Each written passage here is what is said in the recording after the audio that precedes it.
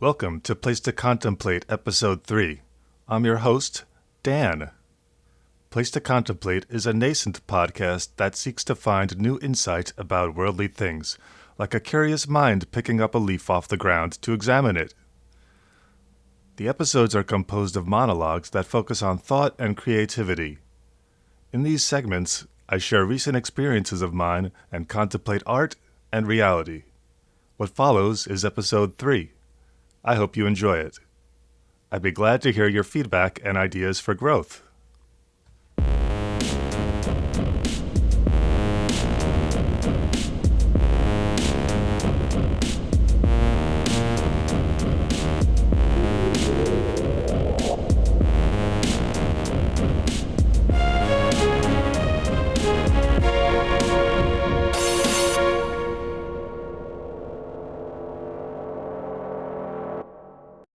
Description and brief agenda. Perhaps you're here because you heard one or both of our first 2 episodes. Or perhaps this is your first time joining us. Either way, welcome. What follows is a recap and an agenda for this episode. In episodes 1 and 2, I began to flesh out some of my ideas for the show, brainstorming various topics for going forward. I also recounted a recent experience in which I had been locked out of my apartment building's front door and waited in the front vestibule as I observed small details like mailboxes and my own reflection in the metal doorknob to pass the time.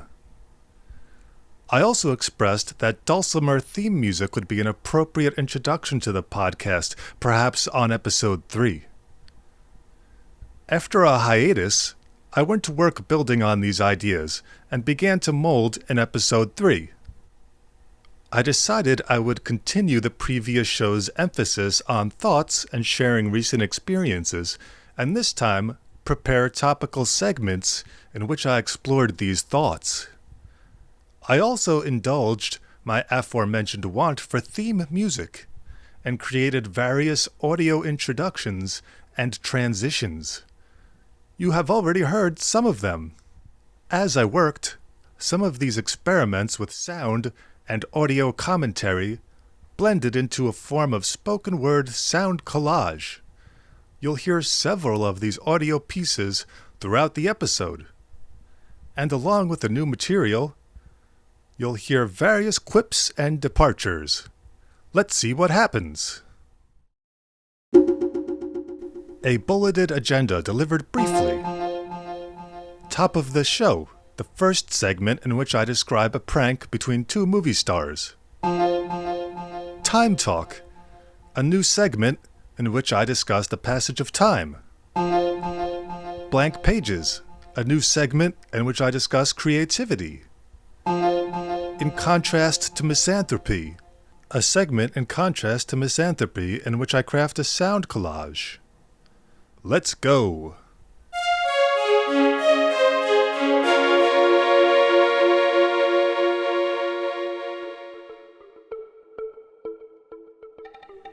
Top of the show. Welcome to the Top of the Show segment, a general interest segment about something I came across or have been thinking about. This segment is about a prank I watched on YouTube. The prank. It was another boring quarantined afternoon, and I picked my way through that great sieve of culture, YouTube. While sidebarring and sighing, I came across an unusual piece of content, an interview conducted by actor Dominic Monaghan. Monaghan, who played the character Merry in the Lord of the Rings film trilogy, wasn't appearing as himself. He was speaking in a fake German accent. The video quickly proved to be a prank on Elijah Wood, the lead actor in the Lord of the Rings film trilogy. Using an affected accent, Monaghan posed as a German TV host, interviewing Wood about his acting. The interview was conducted remotely, so Wood couldn't see Monaghan, only hear him. Since there's a camera on Wood, and he's dressed up and sitting before a black background, we can assume he's in a professional setting. So perhaps he was amidst a day of press work, going down the line with various interviewers who had been scheduled to talk to him remotely. If this had been the case, it wouldn't have been out of the realm of believability that one interviewer in a batch had happened to be an unusual sort of interviewer, possibly even a deliberately comic interviewer, whom Elijah simply hadn't been familiar with. Through the course of the interview, however, Monahan's questions grew increasingly silly, such as, "You're working on a movie about football hooligans. Do you play football? Do you kick balls?" As the questions grew more absurd, Elijah could be seen to grow increasingly dubious, laughing and looking around at his crew, but kept conducting the interview in case it was real. The polite poise with which Elijah Wood continued the interview may well have been an effective bit of acting itself. The arguable culmination of the silliness occurred as Monahan asked, "Do you wear wigs? Have you worn wigs? Will you wear wigs? When will you wear wigs?" At this point, Elijah laughed, and it seemed Elijah by now knew it was a prank, but kept acting as Monahan continued to ask questions. At the end, Monahan revealed his identity, and an excited, effusive Wood said, quote, "I knew it. That was effing brilliant, you asshole," and, "Oh, that's so awesome." The prank thrilled me like a balloon animal, squeaking squeaks that trotted along my nerves and heart so as to cause that emotion often associated with amusement parks. Amusement. But why? I don't think it had to do with an enjoyment of pranks, but Monahan's enthusiasm about relating to Elijah Wood via prank was visible in his demeanor and made me wonder why. What precedents in their relationship led to this stunt which Monahan invoked? With the video being only 9 minutes, I didn't have reason to think I'd find out much about these two actors or their relationship, and perhaps that was an appeal for me.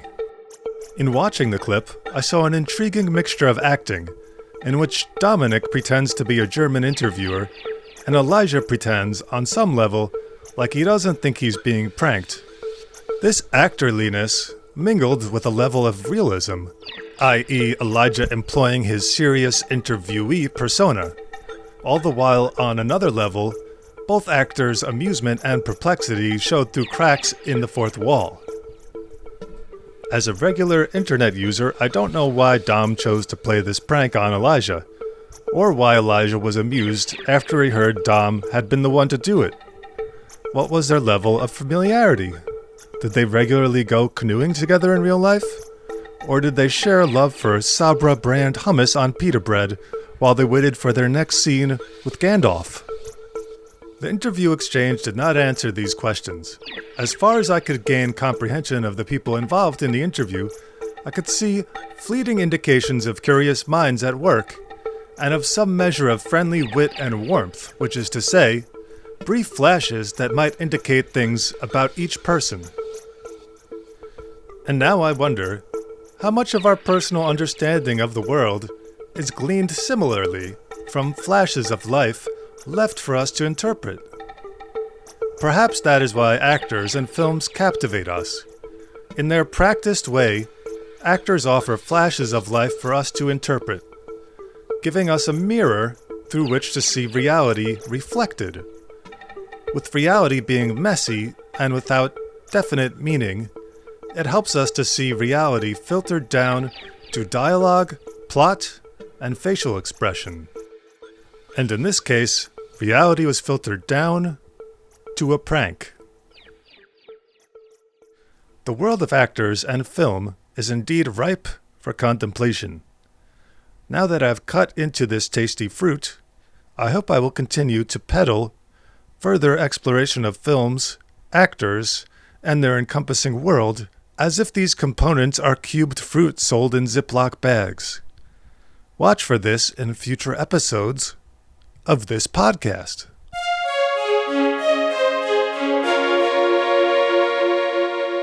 How do you live your life? One day at a time. One day at a time.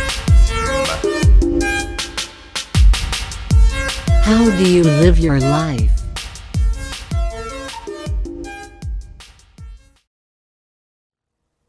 This segment is called Time Talk. It's about time. It's about time. Time talk. Time talk. Time talk. Time talk. Time talk. It's about time. Time talk. I have streaming services. Netflix, Disney Plus. It is an era of etc. With streaming services offering a superabundance of watchable films and shows, blogs reviewing and recommending deluges of interesting entertainment and film, one might partake in a discussion. An internet-wide discussion or a one-on-one discussion about interesting, terrific things to watch. Novel shows with interesting casts. New theme musics. New coming screenwriters. Reboots. The actual cartoon called Reboot. These discussions about what to watch conjure curiosity and excitement, even anticipation. And call me a cynic, but when I fathom all this availability, all this volume, anticipation is quickly replaced with my realization that I do not have enough time in the rest of my life to watch even close to all of the material. And this observation somehow surprises me, as it challenges our cultural ideal of aspirationality, the assumption that we can and will do anything. Upon closer examination, I see that I have certain assumptions, half realized and floating around in the back of my head, that I will without concerted effort go on to watch certain things. Top Gun? Surely at some point I'll see that. And I too assume I will re-watch certain things. Ghostbusters 1? Why wouldn't I cross paths with that movie at some point? And I assume not only that I'll watch and re-watch visual media, but read things and do things. Perhaps this assumption that I can and will do everything dates back to my earlier days when there were less things in general to go around, so then a greater likelihood of bumping into everything that was out there.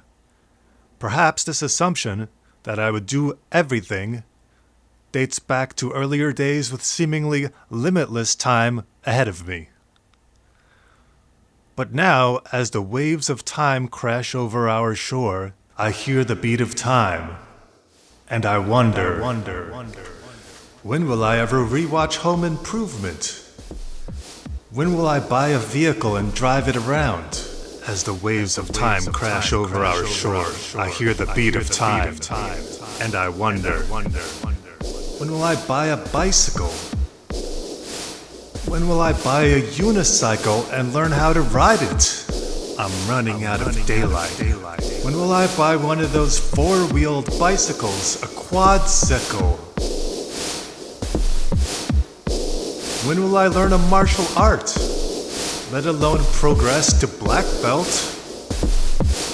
When will I travel Europe on the unsentimental verge of night? When will I procure an electronic talking Simon and learn how to play it? When will I watch the entire series of Fraggle Rock? I hear the beat of time. When will I write my own cookbook? When will I climb a mountain? I'm running out of daylight. When will I watch Chitty Chitty Bang Bang? When will I learn how to weld on the unsentimental verge of night? When will I move to a different apartment so I can move to another apartment after that? When will I visit all the distant shores?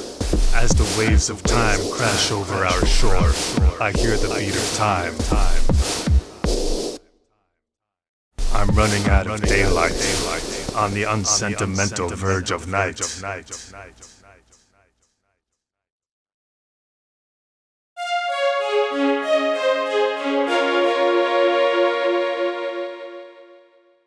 It was on a ship where I first learned how to bake cinnamon buns, but I was discharged for navel glazing.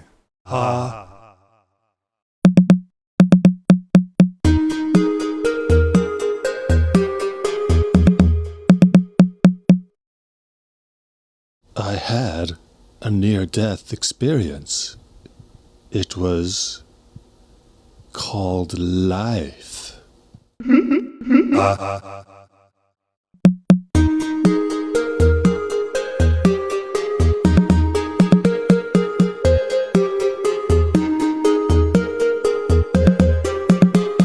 Life.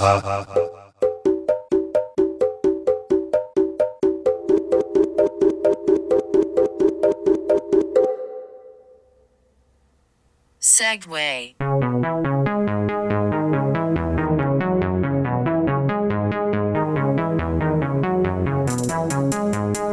Stagnant. Upset. Dejection.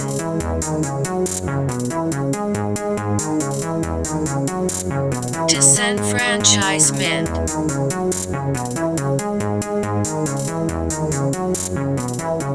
Hope. Transition.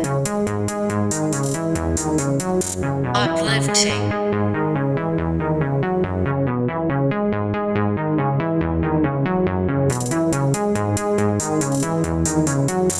Change. Morning.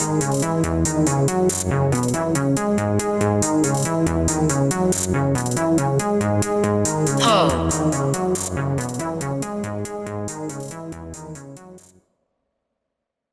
Blank pages.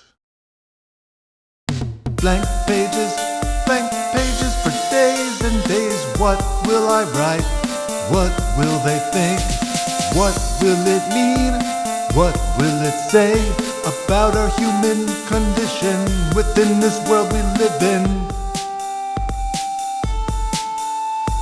Writing this for me, I don't care what the critics think. Some thoughts on my creative process. I find the creative process can be quite rough. One medium I've worked in the past is graphic design. I haven't tried to make graphic designs in a while. Here are some thoughts about the way I work. For the way I work, I develop a design and save it, close it, knowing when I come back to it in 5 minutes or an hour, it will look different from how it does upon saving. Based on me and what I know about how I feel about designing, it will look a lot less good later than it does now, when I've been staring at it for a while, eyes used to it. Close and reopen, and I'll find shapes raw, colors unmatched to each other, colors not specific. Upon return, I'll have more ideas for how to change it. In rare cases, working through a design can feel like splashy and breezy, low-key fun, but usually not. Perhaps I have to adjust things, step away, come back and adjust over and over, on repeat. I have to work in increments, completing pieces, sometimes joylessly, oftentimes accepting in advance that the final thing is not meant to be an emerald palace. Once I've got it to a good feeling place and it looks like an oasis of color, and looking at the new fresh thing feels like looking at a misty coastal landscape, I have the impulse to keep loading it up for that rush of dopamine. But continuing to open and revisit causes diminishing returns on the fun feelings, and I might find new small changes to make, so I impose a cutoff for the day. As I do some other task, still remaining is the impulse to load the design up out of intrigue to see my recent changes and developments, just to see it, the new fresh offering. That strange feeling of seeing art in the process of becoming. A creation between the previous instance and the next. Like a blurred body caught moving in a photograph.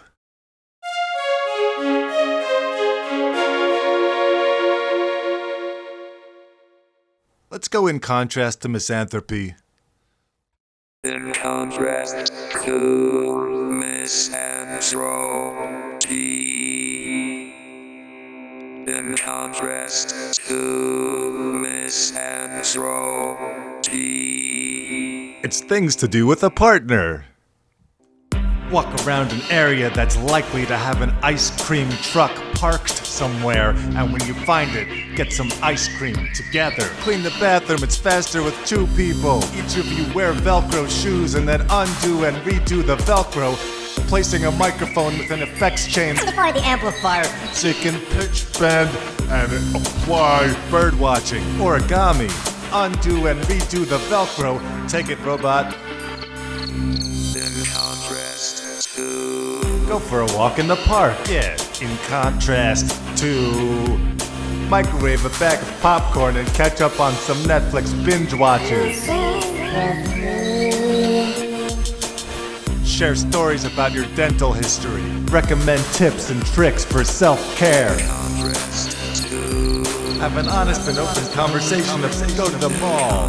Attend an open mic event. Have an honest and open conversation. Walk down the shore of a beach. Get some ice cream.